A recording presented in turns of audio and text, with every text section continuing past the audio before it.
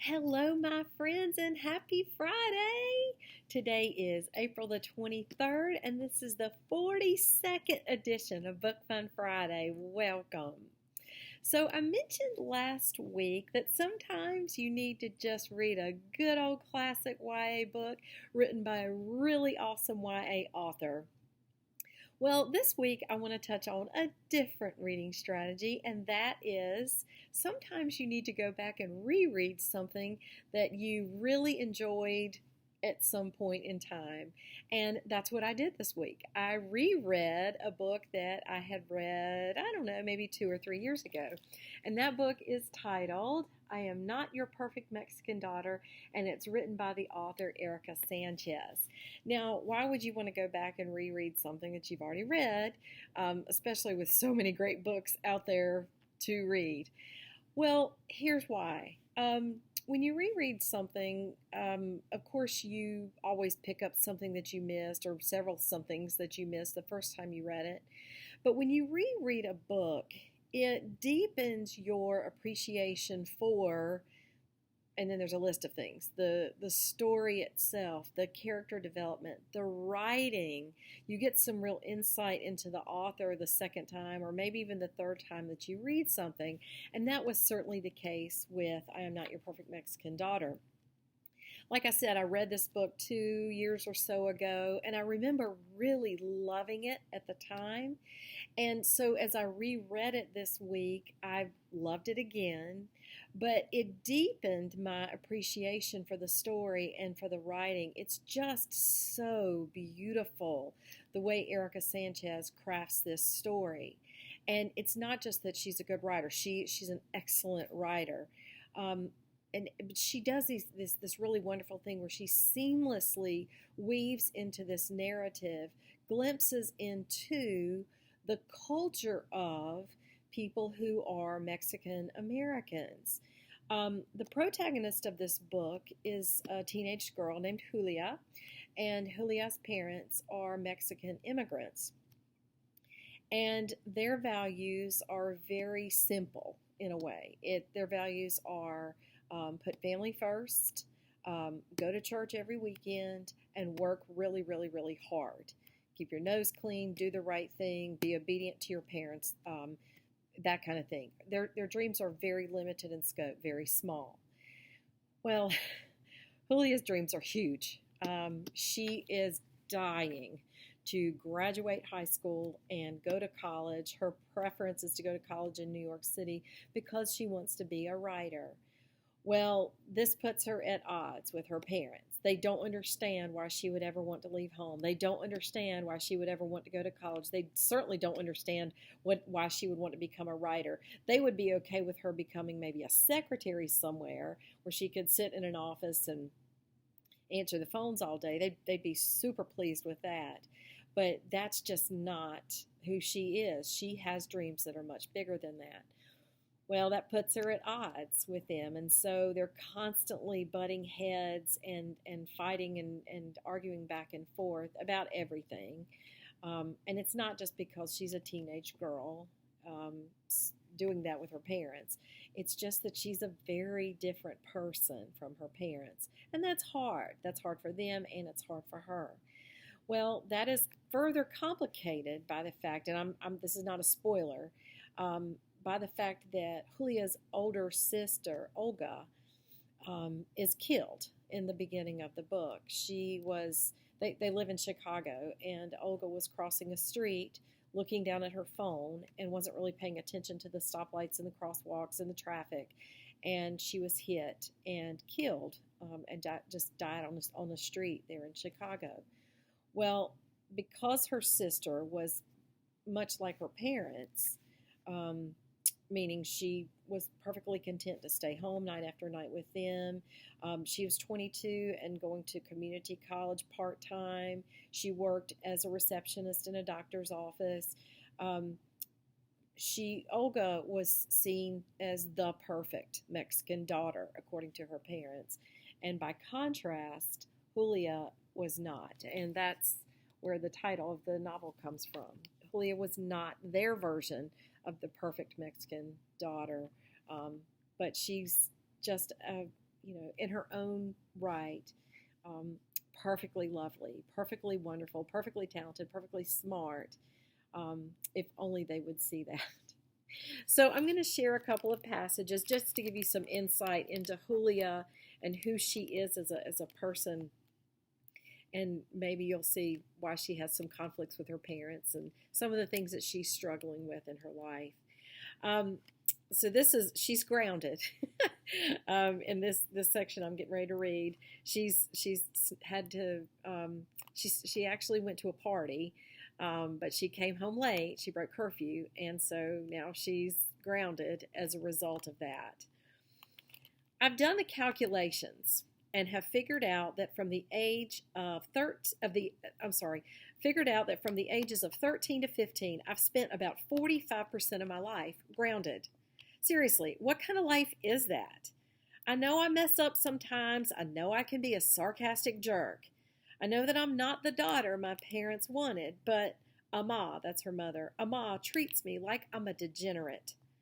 Sometimes when I'm punished like this, Ama doesn't even let me go to the library, which I think is the cruelest kind of torture. What am I supposed to do if I have to sit in my room for hours and hours? I can't get pregnant at the library, I tell her, but it doesn't matter.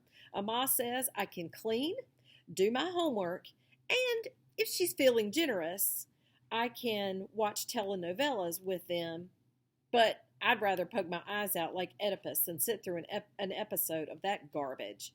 The acting on those shows is forced and stiff, and the characters are always slapping each other dramatically. The plot lines are always the same, too. A poor woman overcomes adversity and marries a rich jerk, and they live happily ever after. All the upper class people are white, and the servants are dark, like me. I've always had trouble being happy, but now it feels impossible. Everyone in my family tells me what a difficult baby I was compared to Olga. When I was little, anything would set me off. A dirty look, a dropped cookie, a canceled outing. I remember I once sobbed because I saw a three-legged dog. I don't know why I've always been like this, why the smallest things make me ache inside. There's a poem I read once titled, "The World is Too Much with Us," and I guess that is the best way to describe the feeling. The world is too much with me. It's not like my parents are happy either. All they do is work. They never go out anywhere, and when they're home, they hardly even talk to each other. I don't understand why everyone just complains about who I am. What am I supposed to do? Say, I'm sorry I can't be normal. I'm sorry I'm such a bad daughter. I'm sorry I hate the life I have to live. There are times I feel completely alone, like no one in the world can possibly understand me. Sometimes Ama stares at me like I'm some sort of mutant that slithered out of her body.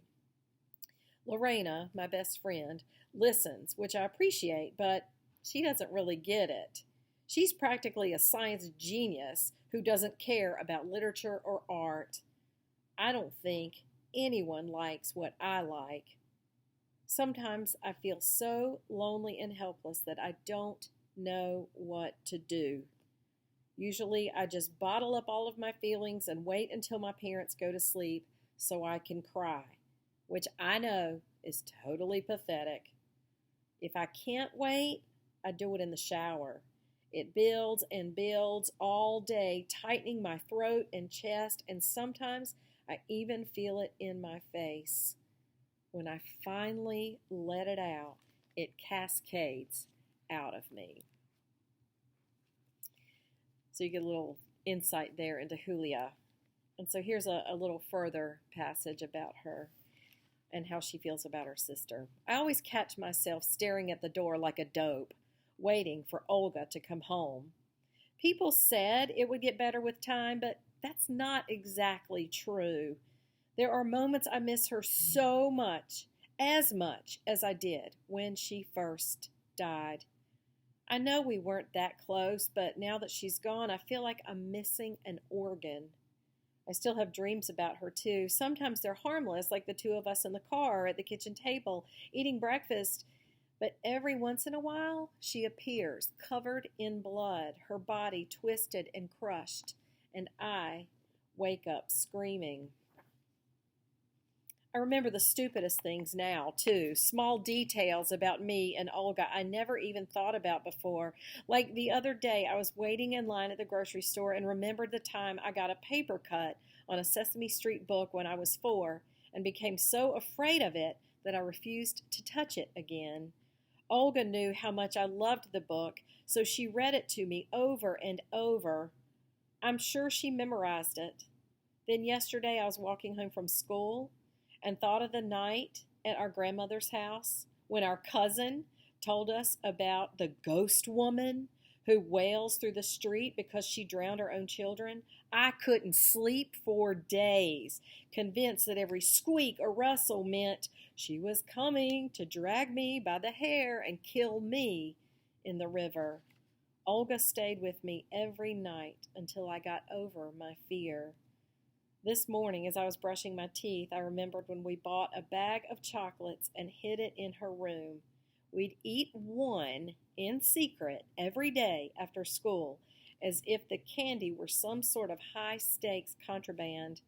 That was probably the most disobedient thing Olga ever did when we were kids.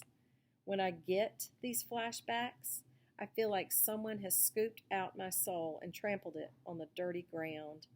Everything was so much easier when we were little. What I thought was hard at the time now seems easy in comparison. Happiness is a dandelion wisp floating through the air that I can't catch. No matter how hard I try, no matter how fast I run, I just can't reach it.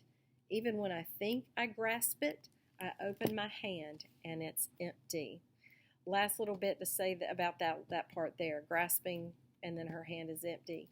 I mentioned that Olga died. She was hit on a street, crossing a street in Chicago. And so, of course, that's devastating. But after her death, Julia was spending some time in Olga's room and started uncovering some things that maybe led her to believe that Olga wasn't really the sister or daughter that everyone thought she was. She was grasping for some information there, trying to catch some information about her sister that comes out later in the story. So you'll have to read and find out whether or not Olga actually was a perfect Mexican daughter. And again, this is titled, I Am Not Your Perfect Mexican Daughter, and it is written by Erika Sanchez. Thank you guys as always. Take care of yourselves. Have a happy Friday, and I will see you next week. Bye.